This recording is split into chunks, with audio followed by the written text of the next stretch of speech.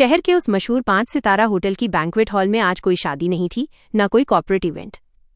आज यहाँ उस युवा उद्योगपति का जन्मदिन था जिसने सिर्फ 6 सालों में शून्य से एक ऐसा साम्राज्य खड़ा किया था जिसकी बराबरी करने के लिए शहर के बड़े बड़े बिजनेस हाउस पानी पानी हो रहे थे। क्रिस्टल के झूमरों से निकलती रोशनी सोने चांदी के कटलरी पर रिफ्लेक्ट होकर पूरे हॉल को किसी सुनहरे सपने जैसा बना रही थी। हर तरफ तारीफों के गुलदस्ते थे, महंगी शैंपेन के गिलासों की खनक थी और इकट्ठा हुई हर शख्सियत के चेहरे पर एक ही भाव था, श्रद्धांजलि के साथ मिली हुई वो चापलूसी जो सिर्फ पैसे के सामने झुकती है। बिल्कुल उसी हॉल के कोने में जहां अब सजे धजे वेटर सिल्वर ट्रे पर कैवियार परोस रहे थे, 6 साल पहले एक गंदा सा बिस्तर हुआ करता था। ये उसी होटल का वही हिस्सा था जो तब निर्माणाधीन था, और उस निर्माणाधीन इमारत की ठंडी कच्ची दीवार के सहारे एक लड़का रात भर ठिठुरता था, जिसकी जेब में अगले दिन के खाने के पैसे नहीं होते थे। वो लड़का, जिसका नाम था आयुष, आज उसी हॉल के बीचों बीच खड़ा था। हाथ में सिंगापुर स्लिंग का गिलास था और उसके सूट के बटन होल में लगा ऑर्किड का फूल उसकी ताकत की तरह खिल रहा था। लेकिन उसकी आंखों में आज भी वही आग थी जो 6 साल पहले भी थी, बस अब उस आग को हीरे की जड़ाऊ अंगूठी की चमक ने और भी खतरनाक बना दिया था। आयुष का जन्म राजस्थान के एक ऐसे कस्बे में हुआ था जहां पानी के लिए भी लोगों की पहचान जाति से होती थी। उसके पिता रामलाल एक मिट्टी के ठेले पर चाय बेचते थे। ठेला शहर के सबसे व्यस्त चौराहे पर लगता था, ठीक उसी सरकारी स्कूल के सामने जहां आयुष पढ़ता था। उसकी माँ सावित्री घर घर जाकर बर्तन मांजती थीं। उनकी कमाई से मुश्किल से 2 वक्त की रोटी और आयुष की कॉपी किताबें आती थीं। गरीबी आयुष के लिए कोई नई कहानी नहीं थी, वह उसकी रूह में बसी हुई थी। लेकिन जिस चीज ने उसे सबसे ज्यादा तोड़ा था वो थी समाज की वो आदत जो गरीबी को सिर्फ देखती ही नहीं, उसे महसूस कराती भी है। 10वीं कक्षा में आयुष का दाखिला शहर के सबसे प्रतिष्ठित स्कूल में स्कॉलरशिप से हुआ था। उसके पिता ने उधार लेकर उसके लिए सेकेंड हैंड यूनिफॉर्म सिलवाई थी। पहले दिन जब वो स्कूल पहुंचा तो उसकी सांसें थम गईं। वहां बच्चे बड़ी ई कारों से उतर रहे थे, उनके बैग उनके महीने के खर्च से भी महंगे थे। आयुष ने अपनी फटी हुई चप्पलों को स्कूल के संगमरमर के फर्श पर छुपाने की कोशिश की, लेकिन चप्पलें जोर जोर से चट-चट की आवाज कर रही थीं। क्लास में उसे आखिरी बेंच पर बैठाया गया। उसके सहपाठी उसकी तरफ देखकर मुस्कुराते, लेकिन वो मुस्कान पीठ पीछे बदल जाती। एक दिन की बात है, वार्षिक उत्सव था। सारे बच्चे महंगे कपड़ों में आए थे। आयुष ने अपनी पुरानी प्रेस की हुई शर्ट पहनी थी और बालों में तेल लगाया था। उसके क्लास टीचर, जिनका नाम शर्मा सर था, ने स्टेज पर सारे अभिभावकों के सामने एक घोषणा की। उन्होंने छात्रों को बुलाया और स्कॉलरशिप का चेक बांटा। जब आयुष का नाम आया तो वो सीना तानकर स्टेज पर चढ़ा। तभी शर्मा सर ने माइक पर एक ऐसी टिप्पणी की जो उसकी रूह में आग की तरह धधक गई। शर्मा सर ने हंसते हुए कहा, आयुष, ये चेक तो तुम्हें मिल गया, लेकिन थोड़ा अपने पिता से कहना कि स्कूल की फीस के साथ साथ थोड़ा साबुन भी खरीद लिया करें। पिछले हफ्ते तुम्हारी शर्ट से बदबू आ रही थी, पूरी क्लास में बदबू फैल गई थी। हॉल में ठहाका लग गया। सैकड़ों बच्चे, सैकड़ों अभिभावक, सब हंस रहे थे। आयुष के हाथ से चेक गिर गया। उसकी आंखों के सामने अंधेरा छा गया। उसने देखा, पीछे की बेंच पर उसके पिता, जो उसे देखने आए थे, धीरे से उठकर बाहर निकल रहे थे। रामलाल के हाथ में उस दिन आयुष के लिए लड्डू लेकर आए थे, लेकिन वो लड्डू उनकी झोली में ही रह गया। आयुष ने स्टेज से उतरते हुए जब अपने पिता को बाहर जाते देखा तो उसकी आंखों से आंसू नहीं, खून रोया। उस दिन उसने ठान लिया था, जिस समाज ने उसकी गरीबी का मजाक उड़ाया, जिस टीचर ने उसके पिता की मेहनत का अपमान किया, उसका बदला वो पैसे से लेगा। इतने पैसे से कि पूरा शहर उसके सामने घुटने टेक दे। लेकिन बदला लेना आसान नहीं था। बदला उन लोगों के लिए आसान है जिनके पास पहले से कुछ हो। आयुष के पास कुछ नहीं था। 12वीं के बाद उसने पढ़ाई छोड़ दी। पिता की चाय की दुकान पर दिन भर ग्राहकों को चाय परोसना और रात को उनके अपमान सुनना उसके बस का नहीं था। उसने सोचा वो शहर जाएगा, मुंबई। वो शहर जहां सपने या तो मर जाते हैं या फिर अमर हो जाते हैं। मुंबई में उतरते ही उसकी जेब में महज 500 रुपए थे। उसने लोकल ट्रेन का सफर किया, जहां उसका शरीर इतना दब गया कि उसे लगा वो कागज का टुकड़ा हो गया है। पहले दिन उसने एक रेस्टोरेंट में बर्तन मांजने का काम किया। मालिक ने उसे महीने का 3000 रुपये दिए, लेकिन रात को उसे रसोई के पिछवाड़े फर्श पर सोना पड़ता था। वहां चूहे दौड़ते थे और बदबू इतनी थी कि सांस लेना मुश्किल हो जाता था। 2 महीने बाद उसने देखा कि रेस्टोरेंट का मालिक दूसरे माल से ज्यादा पैसा कमा रहा था। उसने मन ही मन सोचा, बर्तन मांजने से कोई करोड़पति नहीं बनता। उसने रेस्टोरेंट की नौकरी छोड़ दी और एक छोटे से इलेक्ट्रॉनिक शोरूम में सेल्समैन लग गया। वहां उसने कंप्यूटर पार्ट्स, मोबाइल फोन और एक्सेसरीज के बारे में सीखा। वो दिन रात एक ही सोचता रहता, कैसे बड़ा बने। उसकी जुबान में वो मिठा अस थी जो ग्राहकों को बांधे रखती थी। मालिक ने उसकी मेहनत देखी और उसे कमीशन देना शुरू किया। 3 साल में आयुष ने इतनी बचत कर ली कि उसने अपना छोटा सा मोबाइल रिपेयरिंग का ठेला लगा लिया। वो ठेला उसी इलाके के एक बड़े मॉल के ठीक बाहर लगता था जहां अमीर लोग आते थे। यहीं पर उसकी जिंदगी ने एक करवट ली। एक शाम शहर के जाने माने real estate businessman mister Khanna अपने बेटे के साथ मॉल आए। उनके बेटे का महंगा फोन खराब हो गया था। वे आयुष के ठेले के पास से गुजर रहे थे। मिस्टर खन्ना ने घृणा से नाक सिकोड़ते हुए कहा, अरे यहाँ ठेले पर कोई फोन ठीक करता है? ये लोग भी क्या समझते हैं, हमारे फोन उनके हाथ लगने लायक होते हैं? आयुष का खून खौल गया, लेकिन उसने मुस्कुराकर कहा, सर, आपका फोन 3 घंटे में ठीक हो सकता है, बिना किसी सर्विस सेंटर के भागदौड़ के। खन्ना साहब ने उसे एक तिरस्कार भरी नजर से देखा और चले गए। लेकिन उनके बेटे ने रात को चुपके से आकर फोन दे दिया। आयुष ने उसकी मरम्मत की। जब अगले दिन खन्ना साहब को पता चला कि उनका फोन एक ठेले वाले ने ठीक किया तो वे हैरान रह गए। फोन पहले से बेहतर चल रहा था। खन्ना साहब ने आयुष को अपने ऑफिस बुलाया। वो ऑफिस शहर के सबसे ऊंचे टावर के 32वें फ्लोर पर था। आयुष ने जब पहली बार उस ऑफिस की शीशे की दीवारों से पूरे शहर को देखा तो उसकी सांसें थम गईं। वहीं खड़े खड़े उसने फैसला किया, ये शहर एक दिन उसके पैरों में होगा। खन्ना साहब ने उन्हें एक छोटा सा प्रोजेक्ट दिया, उनकी कंपनी के पुराने कंप्यूटर सिस्टम को अपग्रेड करने का। आयुष ने उस प्रोजेक्ट को इतनी सफाई से किया, इतनी कम लागत में किया कि खन्ना साहब ने उस पर भरोसा करना शुरू कर दिया।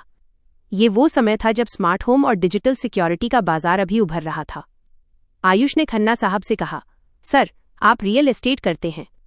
अगर आप अपने हर प्रोजेक्ट में मेरा डिजिटल सिक्योरिटी सिस्टम लगाएंगे तो फ्लैट की कीमत दोगुनी हो जाएगी। खन्ना साहब ने उसकी बात पर यकीन किया। आयुष ने अपनी पूरी बचत लगाकर एक छोटी सी फैक्ट्री लगाई जहां वो सीसीटीवी कैमरे, स्मार्ट लॉक और होम ऑटोमेशन डिवाइस असेंबल करने लगा। उसका पहला ऑर्डर खन्ना ग्रुप को मिला और फिर उसके बाद तो जैसे बाजार ने उसे पकड़ लिया।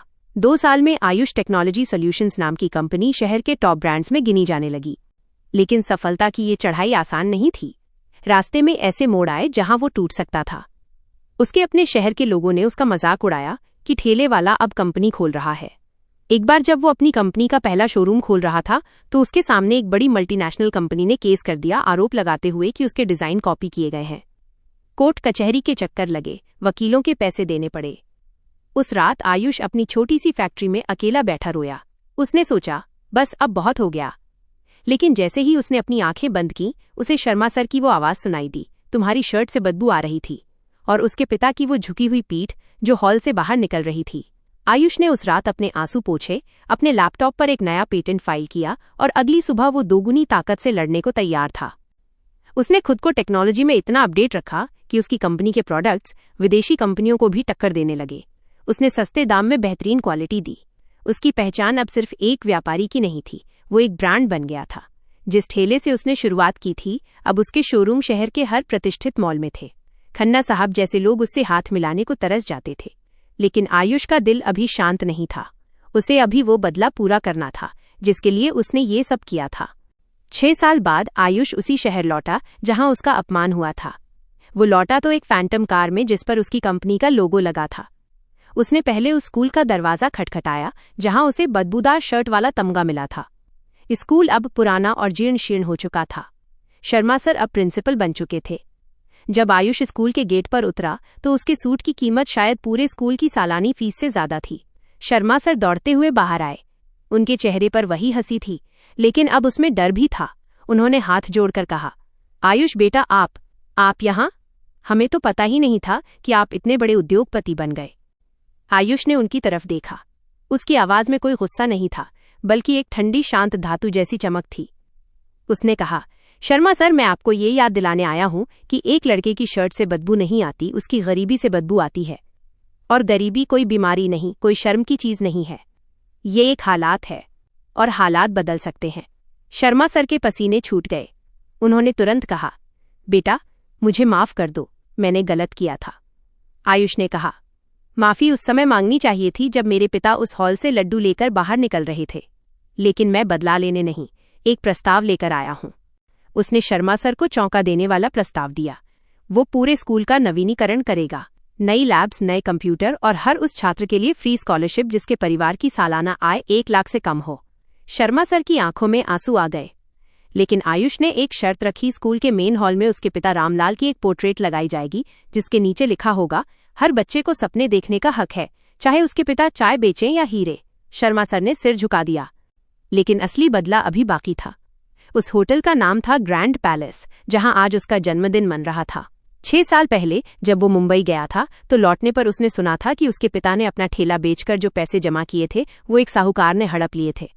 वो साहूकार कोई और नहीं, इसी होटल का मालिक था सेठ धर्मदास।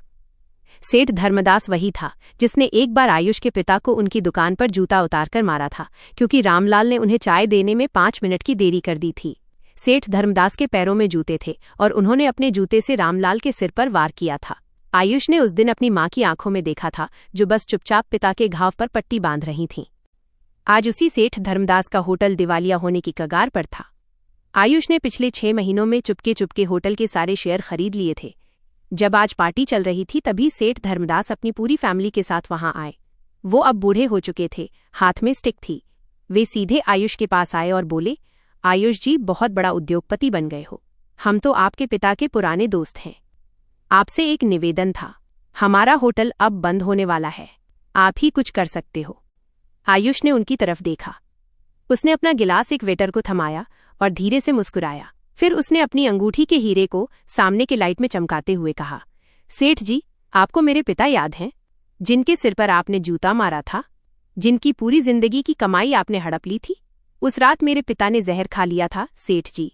मेरी माँ ने उनका पेट धोकर बचाया था। आपको पता है, जब कोई पिता अपने बेटे के सामने जहर खाता है तो उस बेटे के अंदर क्या होता है? पूरा हॉल सन्नाटे में तब्दील हो गया। सेठ धर्मदास के हाथ कांपने लगे। उनके पैरों की स्टिक फिसल गई। आयुष ने आगे बढ़कर वो स्टिक उठाई और सेठ के हाथ में थमा दी। फिर उसने कहा, डरिए मत, मैं आपके पिता नहीं हूं कि जूता मारूंगा। मैं आपको बता रहा हूं, ये होटल अब मेरा है। मैंने आपके सारे शेयर खरीद लिए हैं, लेकिन मैं आपको एक मौका दूंगा। आप इस होटल में एक कैंटीन चलाओगे, एक छोटी सी कैंटीन, ठीक उसी जगह जहां 6 साल पहले मैं सोता था। और उस कैंटीन का नाम होगा रामलाल की चाय। यह मेरे पिता को श्रद्धांजलि होगी। और हाँ, उस कैंटीन में आपको वही जूते पहनकर आना होगा जिनसे आपने मेरे पिता को मारा था, ताकि हर ग्राहक देखे, जो लोग गरीबों को पैरों तले कुचलते हैं, वे एक दिन उन्हीं पैरों से उनकी सेवा करते हैं। सेठ धर्मदास की आंखों से आंसू बह निकले। वे आयुष के पैरों पर गिर पड़े।